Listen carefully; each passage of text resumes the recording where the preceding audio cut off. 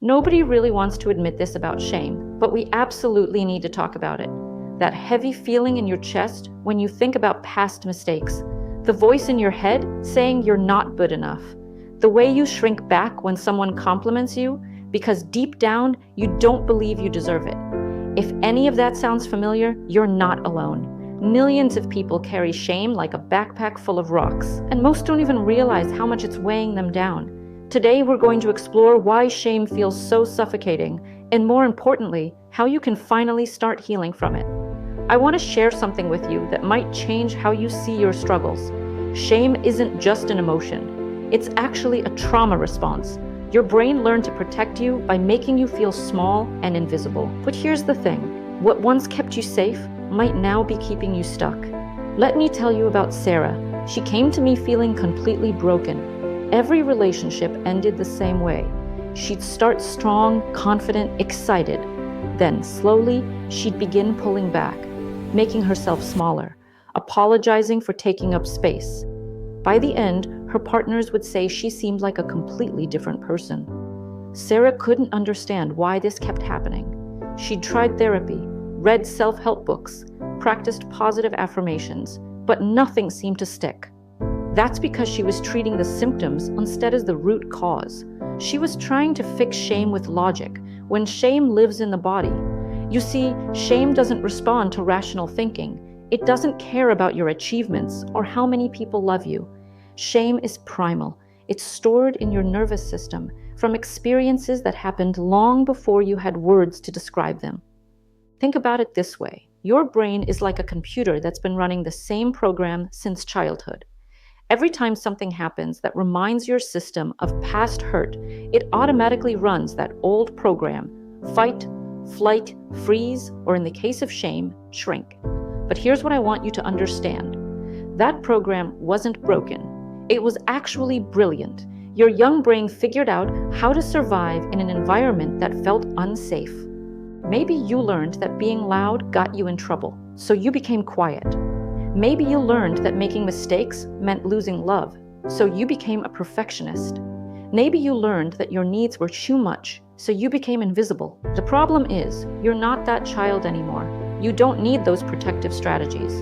In fact, they're probably creating the very problems you're trying to avoid. When you shrink to avoid rejection, you push people away. When you perfectionism to avoid criticism, you create impossible standards. When you disappear to avoid conflict, you lose connection. This is why traditional approaches to shame often fail. They try to think their way out of a feeling problem. They focus on changing thoughts instead of healing the nervous system. But shame lives deeper than thoughts. It lives in your body, in your energy, in the very way you move through the world. Let me explain how this actually works in your brain. When you experience trauma, especially during childhood, your brain's alarm system gets stuck in the on position. Every situation gets filtered through this hypervigilant lens. Your brain is constantly scanning for danger, for signs that you're about to be rejected, abandoned, or hurt. This creates what I call the shame spiral. Something small happens. Maybe someone doesn't text you back right away. Your alarm system sounds off. Your brain immediately starts creating stories. They must be mad at me. I must have said something wrong. I'm too much. I should just disappear. Before you know it, you're drowning in that familiar feeling of not being good enough. Your body feels heavy. Your chest gets tight. You want to hide under the covers and never come out. Sound familiar? A beautiful thing is, once you understand this process, you can start to interrupt it. You can learn to catch your brain in the act of creating these stories. You can teach your nervous system that it's safe to relax. You can literally rewire those old patterns. But first, you need to understand something crucial about shame. Shame isn't the same as guilt. Guilt says, I did something bad. Shame says, I am bad. Guilt is about actions. Shame is about identity. Guilt can actually be helpful. It motivates us to make amends and do better. Shame is never helpful. It just makes us want to disappear. This distinction matters because healing shame requires a completely different approach than dealing with guilt. With guilt, you can make amends, learn from mistakes, and move forward. With shame, You need to heal the core belief that you are fundamentally flawed. Here's where it gets interesting. Most shame isn't even based on things you actually did wrong. It's based on messages you received about who you were allowed to be. Maybe you were told you were too sensitive, too loud, too quiet, too much, not enough. Maybe you weren't told anything directly, but you absorbed the message from how people reacted to you. Children are meaning-making machines. When something painful happens, they don't think, that adult is having a bad day. They think, I must have done something wrong. When parents fight, children don't think, this is about their relationship. They think, I must be the problem. These early conclusions become the foundation for how we see ourselves.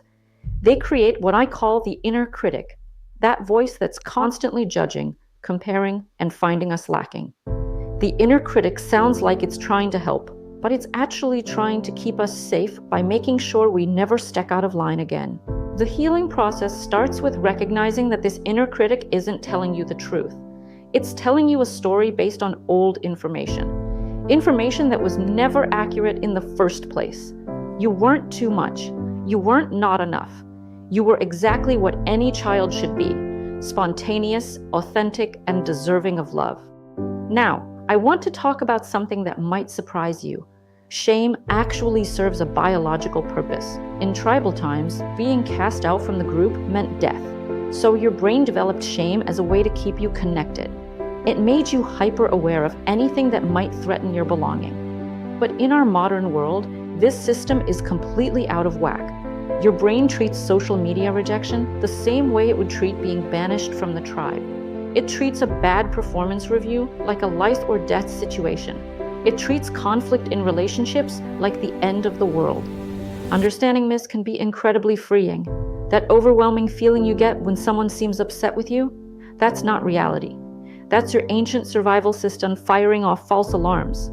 You can learn to recognize these alarms for what they are and choose how to respond. Let me share 3 signs that shame might be running your life.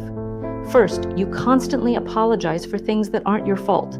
You say sorry for taking up space, for having needs, for existing.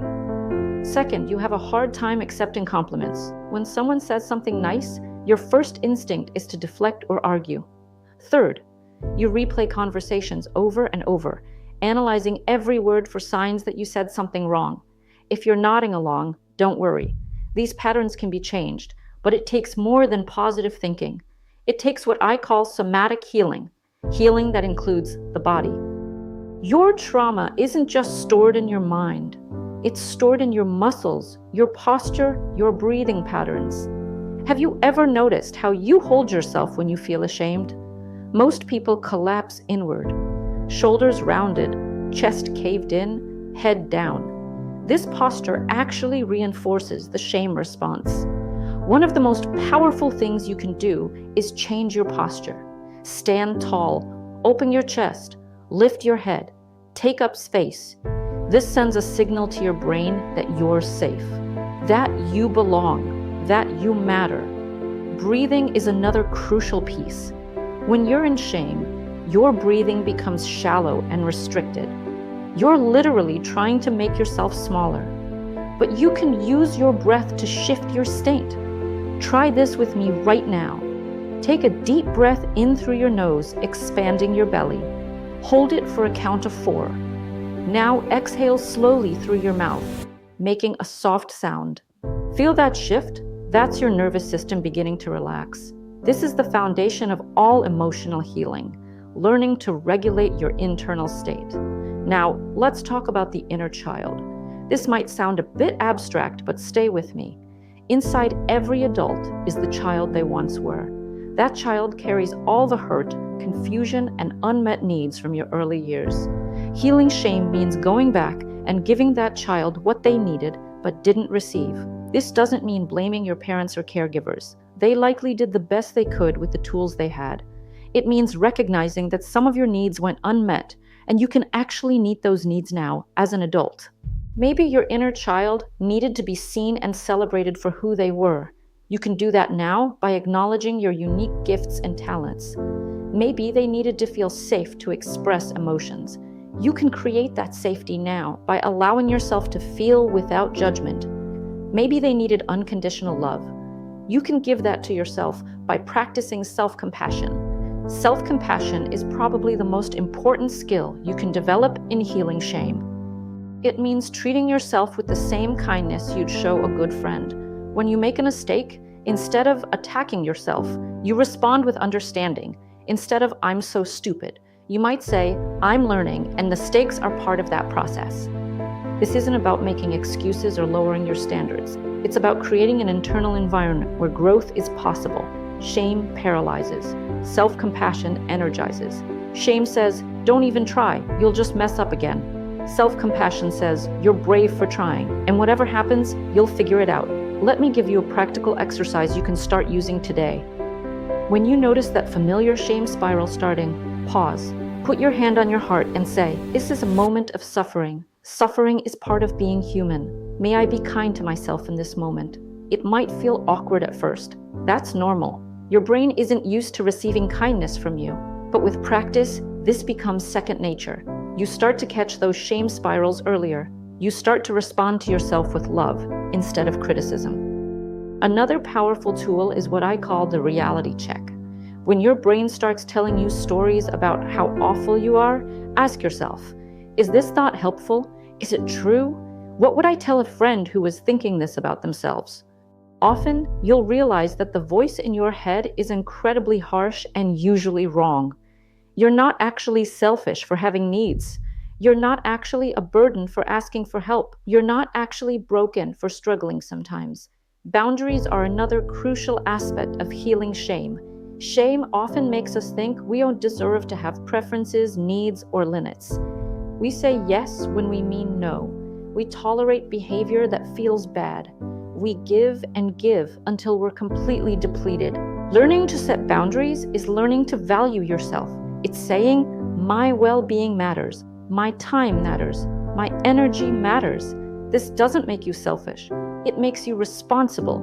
You can't pour from an empty cup, and you can't love others well if you don't love yourself. Now, I want to address something that might be coming up for you. You might be thinking, this all sounds great, but what if I really am broken? What if there really is something wrong with me? Here's what I want you to know. Every single person struggles with feelings of inadequacy sometimes. Every single person has parts of themselves they wish were different. Every single person has moments of doubt and fear. You are not uniquely broken.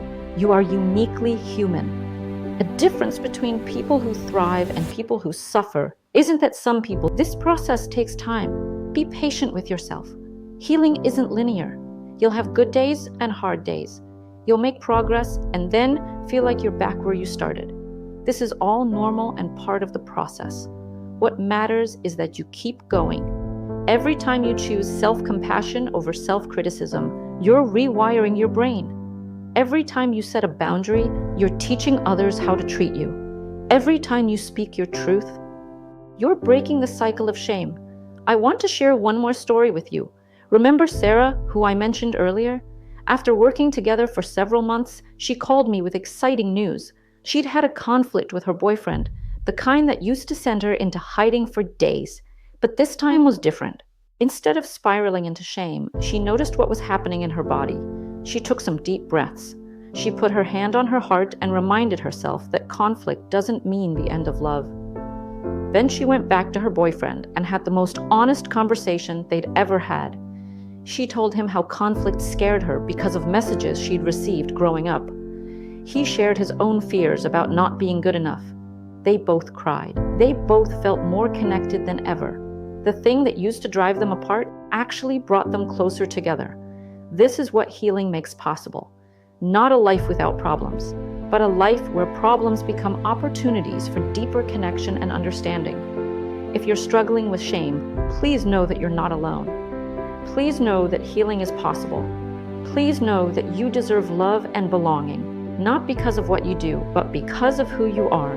Your sensitivity isn't too much. Your needs aren't too big. Your past doesn't define your future. You get to write a new story starting right now. If this message resonated with you, I encourage you to subscribe to our channel. We share tools and insights every week to help you on your healing journey. Hit that notification bell so you don't miss any of our videos. And if you know someone who could benefit from hearing this message, please share it with them. Sometimes knowing you're not alone is the first step toward healing. Remember, you are worthy of love, belonging, and joy. Not someday when you've fixed all your problems. Right now, exactly as you are. Your healing journey starts with believing that truth. Thank you for watching, and I'll see you in the next video.